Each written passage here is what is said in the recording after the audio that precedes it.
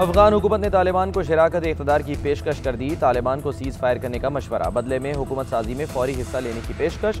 अशरफ गनी ने कहा, तालिबान के शहरियों पर हमले कबूल नहीं। तालिबान तर्जुमान कहते हैं, मीडिया से ही इस पेशकश का मालूम हुआ। अशरफ गनी संजीदा नहीं, कतर में होने वाले मज़ाकरात नई अफगान उबूरी हुकूमत के लिए हैं। मज़ाकरात में मौजूद अफगान हुकूमत के नुमाइंदे लचक दिखाने पर तैयार नहीं। हम शहरियों को निशाना नहीं बनाते।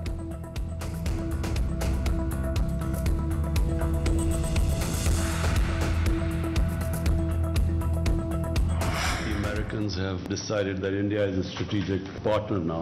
That's why there's a different way of treating Pakistan now. And also they feel that we are very close to China and then they want to sideline China. The Taliban, when they were here, they refused to talk to Ashraf Ghani.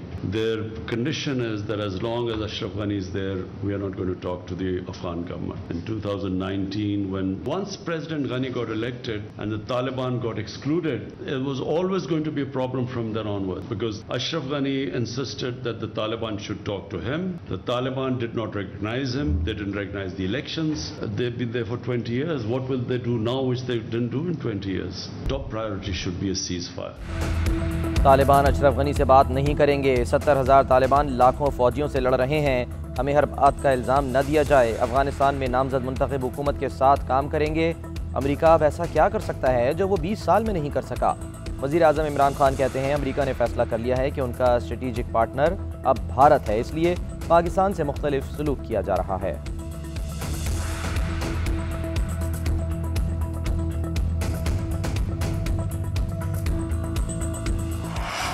Dasu वाक़े के लिए अफगानिस्तान की सरजमीन को इस्तेमाल किया गया। वाक़े के सहूलतकारों का पता लगा लिया।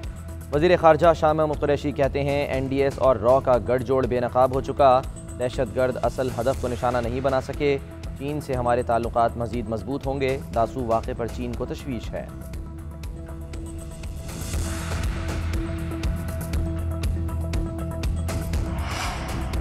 अफगानिस्तान में अमन का मतलब पाकिस्तान में अमन है। जारी तनाज़े में पाकिस्तान का कोई पसंदीदा नहीं। Army chief general Qamar Javed Bajwa की GHQ में जर्मनी, इटली, नीदरलैंड्स और फ्रांस के सफ़ीरों से मुलाकात में गुफ्तगू।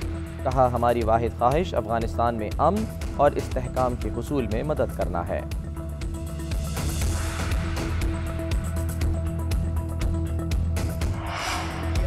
अफगान सफ़ीर की बेटी अगवा नहीं हुई। पाकिस्तान पर इल्ज़ाम न लगाया जाए। हमारे पास सबूत हैं, किसी को गिला नहीं होना चाहिए।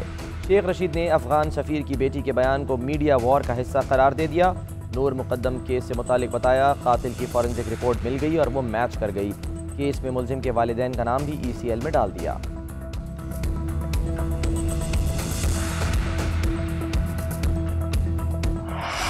पाकिस्तान का बैलिस्टिक मिसाइल गजनवी का कामयाब तजर्बा। तर्जुमान पाक फौज के मुताबिक बैलिस्टिक मिसाइल गजनवी ज़मीन से ज़मीन पर मार करने की सलाहियत रखता है।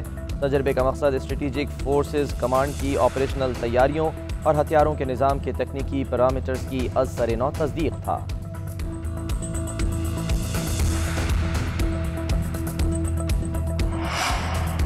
जुडिशल कमीशन का इजलास। जस्टिस आयशा मलिक को सुप्रीम कोर्ट की जज मुकर्रर करने का फैसला। Justice Ayesha Malik supreme court की पहली खातून जज होंगी। सिंध हाई कोर्ट के चीफ जस्टिस ने अदालत उज़्मा में बतौर एडहॉक जज काम करने से इनकार कर दिया।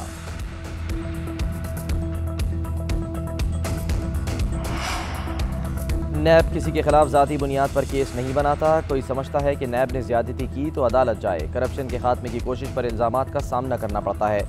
तामीरी तनकीद से नैब को भी फ़ायदा होगा। इतने इल्ज़ामात लग रहे हैं कि जवाब देने का वक्त नहीं मिलता। सिर्फ ये इल्ज़ाम रह गया है कि कोरोना भी नैब ने फैलाया। Chairman NAB justice retired Javed Iqbal का तकरीब से खिताब।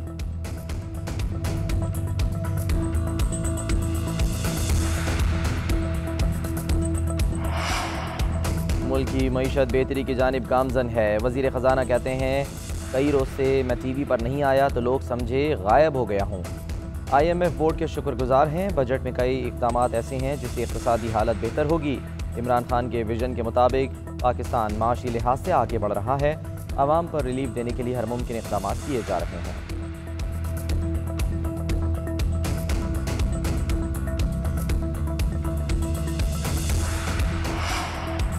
कोरोना SOPs की सबसे ज़्यादा खिलाफ वर्जियाँ सियासतदानों ने की। आज़ाद कश्मीर इंतखाबात ने कोरोना फैलाने का काम किया।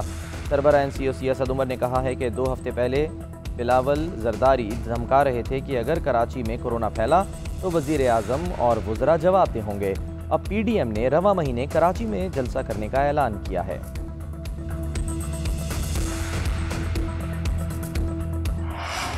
पाकिस्तान में कोरोना की चौथी लहर की शिद्दत बढ़ने लगी। मुल्क में कोरोना से मजीद 102 अफराद इंतकाल कर गए। 4,934 अफराद में वायरस की तस्दीक। मुस्बत केसेस की शरह 8.3% रही।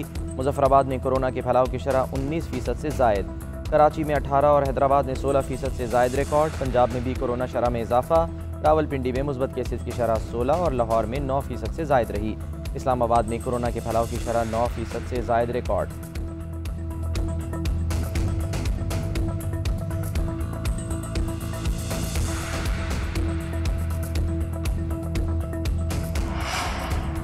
जिद्दी टाइटैनिक बोझ बन गया। सीव्यू पर फंसे जहाज को निकालने का ऑपरेशन एक बार फिर मुअत्तल। बार्ज के एंकर्स टूटने के बाद आज ऑपरेशनल तैयारियां पूरी न हो सकीं। हुक्काम के मुताबिक सैल्वेज कंपनी की सुस्ती के सबब ज़्यादा पानी वाले तीनों दिन ज़ाया हो गए। आज से पानी की सतह कम होना शुरू होगी। कल ही ऑपरेशन होगा।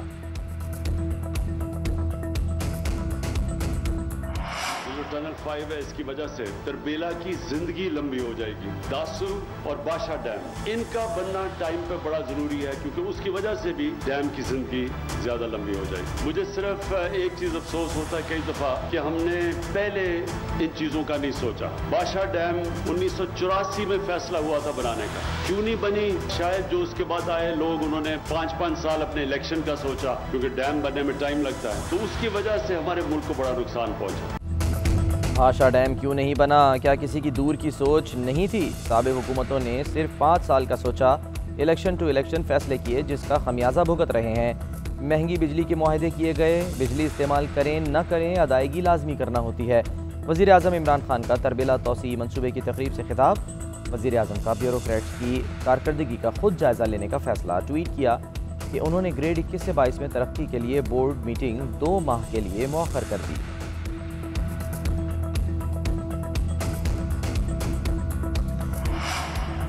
मुल्क में बिजली की तरसील का नया रिकॉर्ड कायम। वफाकी वज़ीर तवानाई हम्माद अज़हर ने ट्वीट किया कि गुज़श्ता रोज़ 24,467 मेगावाट बिजली की तरसील की गई।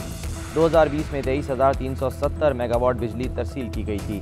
मुल्क में रवां साल गर्मियों में बिजली की तलब में 20% इजाफा हुआ। एक तरफ वाफर बिजली के दावे, दूसरी जानिब बदतरीन लोड शेडिंग। पेशावर के इलाके हश्त नगरी के मकीन लोड शेडिंग के खिलाफ सड़कों पर निकल आए। मुजाहिरीन ने GT रोड पर एहतजाज करते हुए ट्रैफिक बंद कर दी।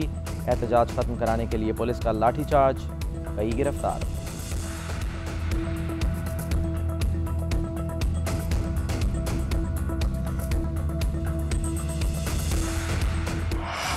अरशद नदीम का वतन वापसी पर शानदार इस्तकबाल। लाहौर एयरपोर्ट पर अरशद नदीम के हक में नारे। मियां चन्नू पहुंचने पर अरशद नदीम को फूलों के हार पहनाए गए।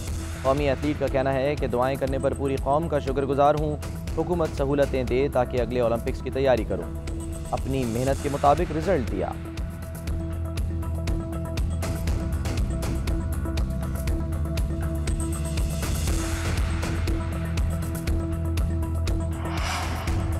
गुजरांवाला में 1 मिनट में 50,000 पौधे लगाने का रिकॉर्ड बनाने की कोशिश। 50 जोन्स में तकसीम की गई ग्रीन बेल्ट्स में 13,000 तलबा ने पौधे लगाए। Footage Guinness book of world record को भेजी जाएगी। अमीन असलम ने कहा कि खुशी है रिकॉर्ड टूट गया, यौम आज़ादी पर कौम को तोहफा देंगे।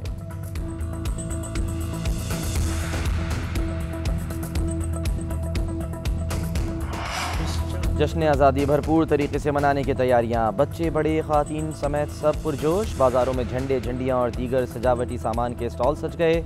गली मोहल्लों की सजावट जारी।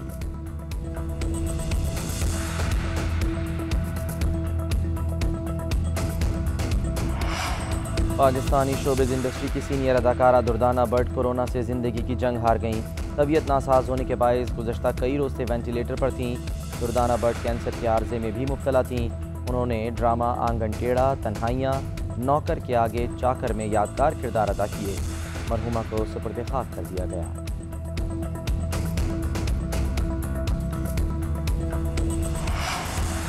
नाजिया हसन के साबिक शौहर और भाई आमने सामने। ज़ुहैब हसन ने नाजिया के शौहर को मौत की वजह करार दे दिया। दावा किया कि नाजिया हसन ने उन्हें बताया था शौहर का सलूक अच्छा नहीं। इश्तियाक ने खाने में कुछ मिला कर दिया था। नाजिया हसन के साबिक शौहर ने इल्ज़ामात की तरदीद कर दी। 1 अरब हर्जाने का नोटिस भिजवाने का ऐलान।